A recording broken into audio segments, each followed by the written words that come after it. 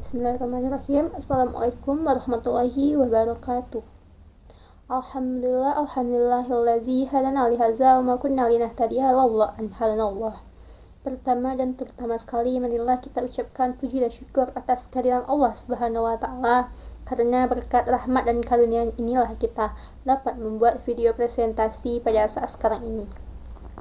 Tidak lupa pula salawat berserta salam kita curahkan kepada junjungan Nabi kita, yakni Nabi Muhammad SAW, yang mana telah membawa umatnya dari zaman kebodohan hingga zaman yang berilmu pengetahuan seperti yang kita rasakan saat sekarang ini.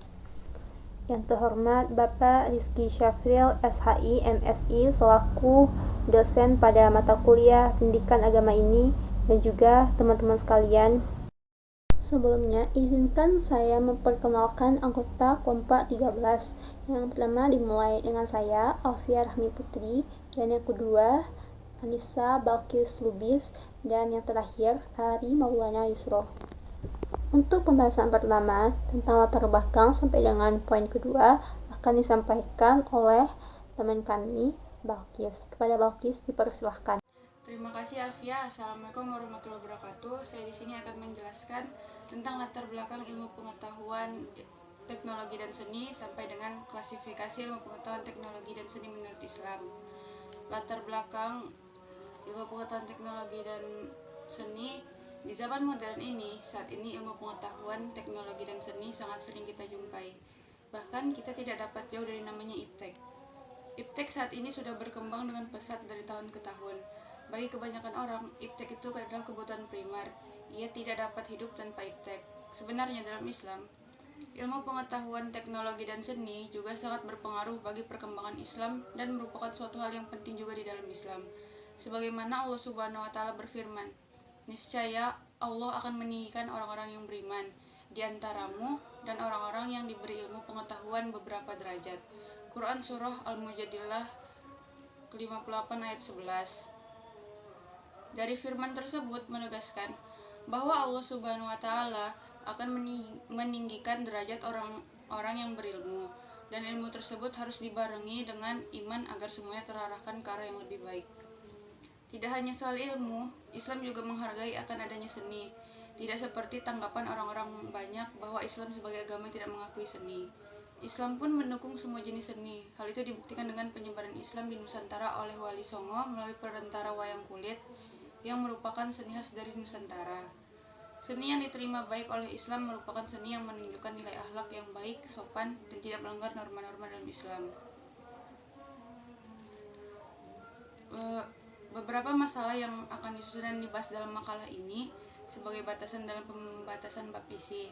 Beberapa masalah tersebut antara lain: pengertian ilmu pengetahuan teknologi dan seni, klasifikasi ilmu menurut Islam, hubungan ilmu pengetahuan teknologi dan seni, pandangan Islam terhadap ilmu pengetahuan teknologi dan seni, dan tanggung jawab ilmuwan muslim terhadap iptek. Tujuannya mendeskripsikan pengertian ilmu pengetahuan teknologi dan seni, mendeskripsikan klasifikasi ilmu menurut Islam, mendeskripsikan hubungan ilmu pengetahuan teknologi dan Islam, mendeskripsikan pandangan Islam terhadap ilmu pengetahuan teknologi dan seni, mendeskripsikan tanggung jawab ilmuwan muslim terhadap iptek. Pengertian ilmu pengetahuan teknologi dan seni. Hubungan ketiga ini sangat berkaitan dan dibutuhkan dalam kehidupan. Jika tidak ada ilmu, maka tidak akan ada teknologi. Dan jika tidak ada teknologi, ilmu itu sendiri susah untuk berkembang. Mau itu ilmu ataupun teknologi, perlu untuk menggunakan sentuhan seni dalam pengembangannya. Pengertian dasar ilmu pengetahuan itu sendiri adalah gejala alam yang diperoleh melalui proses yang disebut metode ilmiah atau scientific method oleh Aji. Dan teknologi adalah mengaplikasikan ilmu pengetahuan dan keterampilan dalam kehidupan manusia sehari-hari. Tetapi banyak juga yang berpendapat bahwa teknologi adalah transformasi dari alam. Teknologi berasal dari kata tekni yang berarti seni kerajinan, dan logi yang berarti ilmu. Dari tekni lahirlah teknikos, yaitu seseorang yang punya keterampilan tertentu. Sedangkan seni menurut Janet Wall adalah produk sosial, dan menurut KBBI seni adalah keahlian membuat karya yang bermutu. Seni tersebut meliputi banyak hal seperti tari, lukisan, ukiran, kriya, musik, dan masih banyak lagi. Seni bukan hanya sebagai sarana hiburan saja, tetapi seni juga dapat sebagai sarana penyampaian dakwah, sarana informasi, dan sarana pendidikan. Di dalam suatu seni itu terdapat sebuah emosi, gagasan, imajinasi yang dituangkan sebagai karya oleh penciptanya. B. Klasifikasi ilmu menurut Islam. Klasifikasi ilmu menurut Islam. Menurut pendapat beberapa ulama, yakni klasifikasi ilmu Al-Farabi, filosof dan Al-Kindi. Filosof sebelum Al-Farabi telah menulis karya tentang klasifikasi ilmu dalam karyanya Fi Aqsam Al-Ulum, namun karya Al-Farabi yang berjudul Ihsa Al-Ulum dipandang lebih penting karena besarnya pengaruh karya tersebut pada sebagian pendapat, seperti Ibnu Sina, Al-Ghazali, dan Ibnu Rus. Gagasan Al-Farabi juga dianggap lebih lengkap dan permanen dalam peradaban Islam. Al-Farabi juga memusatkan klasifikasinya pada hierarki ilmu, yaitu hierarki wujud. Hierarki itu ada pada 3 hal, yaitu kemuliaan materi subjek, kedalaman bukti-bukti yang didasarkan pada pandangan sistematika pernyataan kebenaran, yang ketiga berdasar pada besarnya manfaat dari ilmu tersebut. B. Klasifikasi ilmu Al-Ghazali. Al-Ghazali adalah salah satu tokoh yang membuat klasifikasi ilmu atau knowledge dengan rinci agar memudahkan para penuntut ilmu dalam memperolehnya. Klasifikasi ilmu dibagi dalam 4 bagian, yaitu segi teori dan praktik, segi metode pencapaian, segi isi materi, dan segi kewajiban pencarian. C. Klasifikasi ilmu menurut Ibnu Khaldun. Dianggap sebagai ilmuwan muslim periode akhir dalam sejarah kejayaan Islam. Karya yang berisi klasifikasi ilmu adalah Al-Muqaddimah.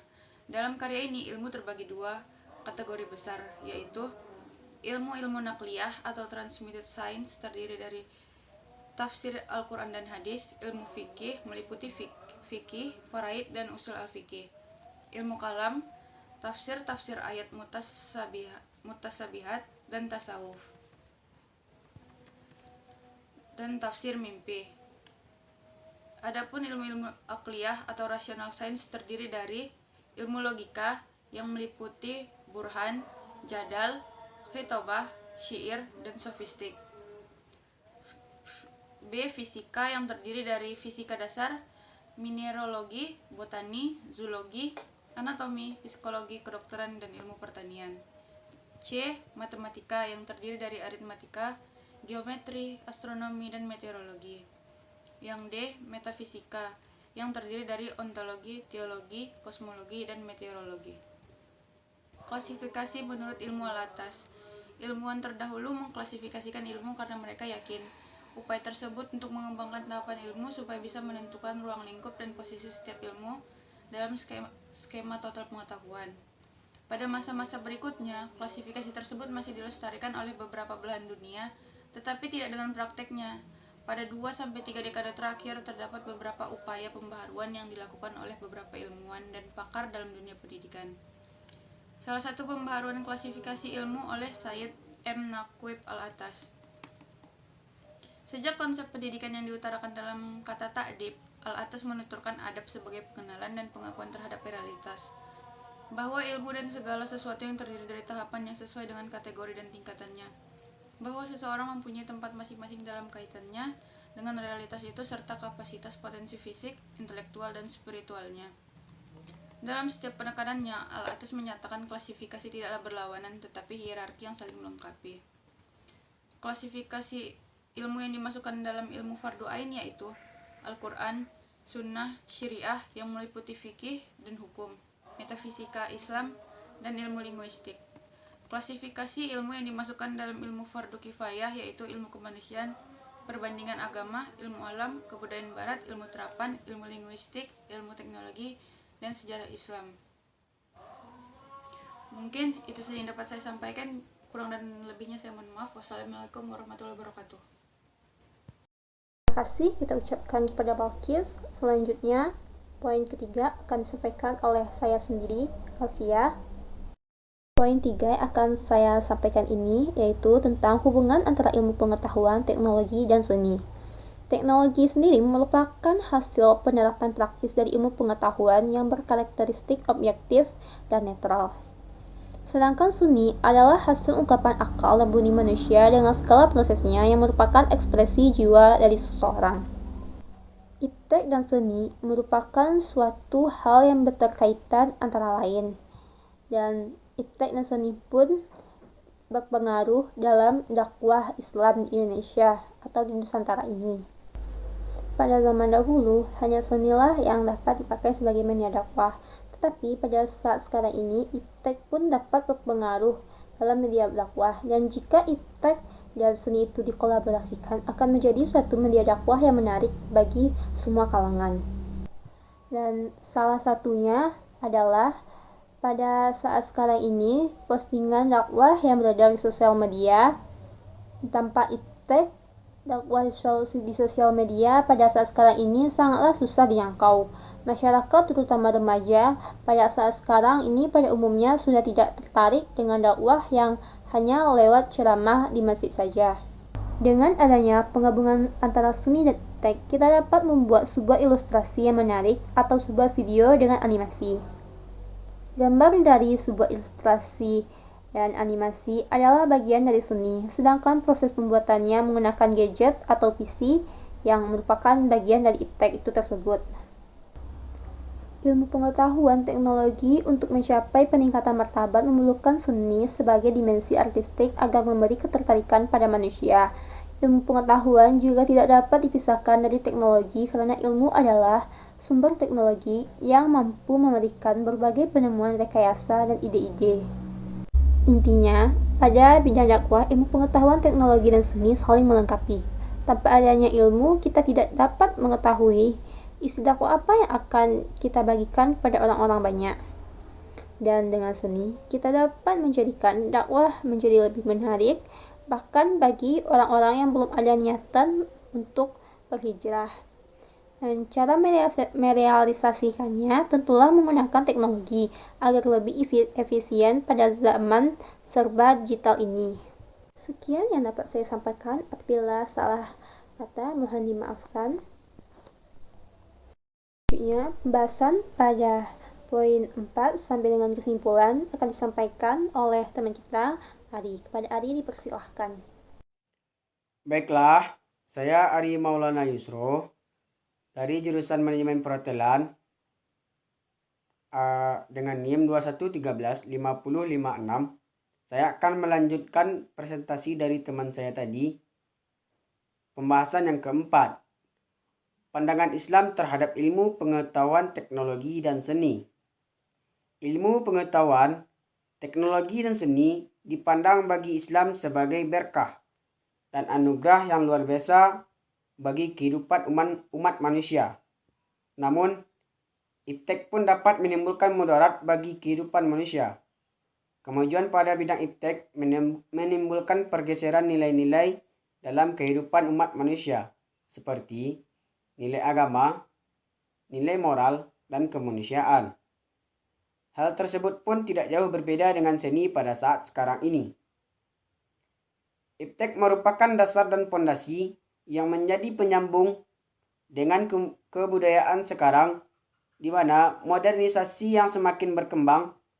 Iptek juga memberikan keuntungan, yaitu anugerah yang luar biasa bagi kehidupan manusia.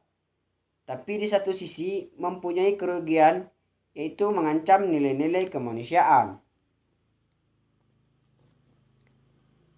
Perubahan memiliki daya jangkau yang luas, sehingga hampir semua segi kehidupan tersentuh oleh perubahan dan kenyataan.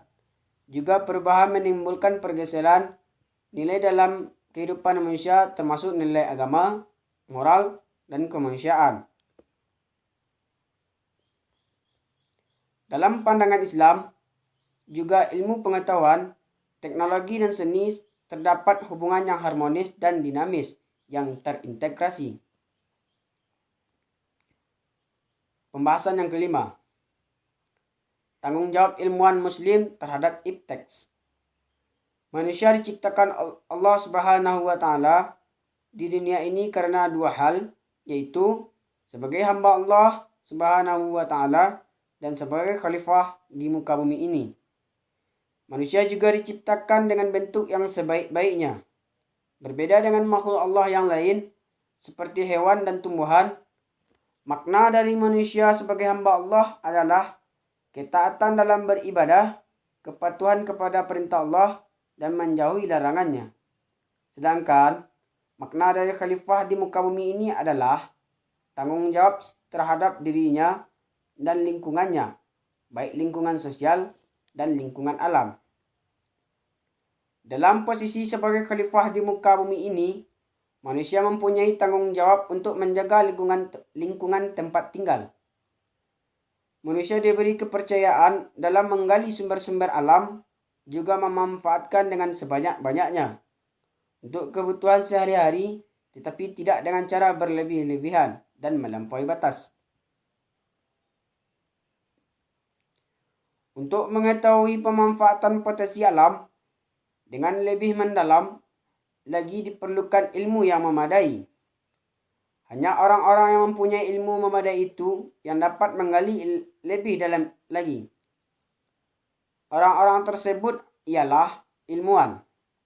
Oleh karena seorang ilmuwan memiliki tugas untuk mempergunakan ilmunya untuk menggali dan menjaga potensi alam.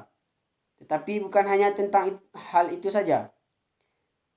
Manusia sangat bertanggung jawab dalam mengembangkan ilmu pengetahuan, terutama ilmu pengetahuan teknologi yang sedang berkembang pada saat sekarang ini. Ilmuwan dituntut tetap memperhatikan etika dan moral dalam mengembangkan ilmu pengetahuan teknologi, agar tidak melewati norma-norma yang ada dalam Islam. Di dalam Islam, seseorang ilmuwan mempunyai kedudukan yang terhormat. Sesuai dengan kedudukannya tersebut, peran ilmuwan sangatlah penting dalam mengajarkan ilmu yang dimilikinya kepada orang-orang yang kurang mempunyai ilmu sepertinya, tanpa menghilangkan norma dalam beragama. Selain mengajarkan ilmu kepada orang-orang, ilmuwan juga dituntut untuk dapat memberikan ilmu kepada orang-orang yang masih awam. Juga dapat menganalisis kebenaran pada suatu informasi yang belum jelas akan kebenarannya. Hal tersebut sudah menjadi tugas seorang ilmuwan karena pada zaman perkembangan iptek sekarang ini sangat mudah tersebar berita yang hoaks. Baiklah, kesimpulan dari presentasi kami tadi adalah teknologi sekarang dijadikan sebagai kebutuhan primer bagi manusia. Pengetahuan tentang ilmu teknologi tentu sangat dibutuhkan. Tetapi penggunaan teknologi tidak hanya memiliki manfaat dalam hal positif, tetapi ada juga dampak negatifnya. Dalam penggunaan berbagai macam teknologi yang ada, harus mampu dalam menganalisis dampak positif dan dampak negatif yang ditimbulkan dari teknologi tersebut.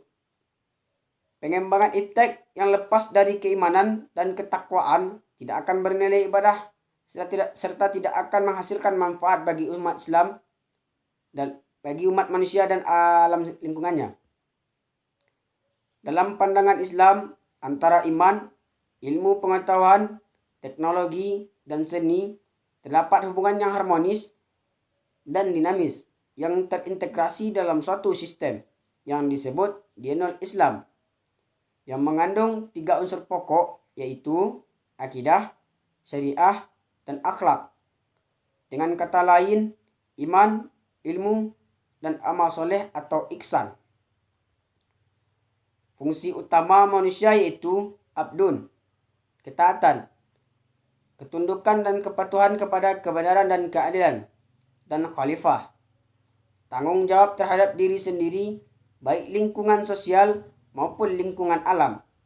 Allah memberikan petunjuk berupa agama sebagai alat manusia untuk mengarahkan potensinya kepada keimanan dan ketakwaan, bukan pada kejahatan yang selalu didorong oleh nafsu dan amarah.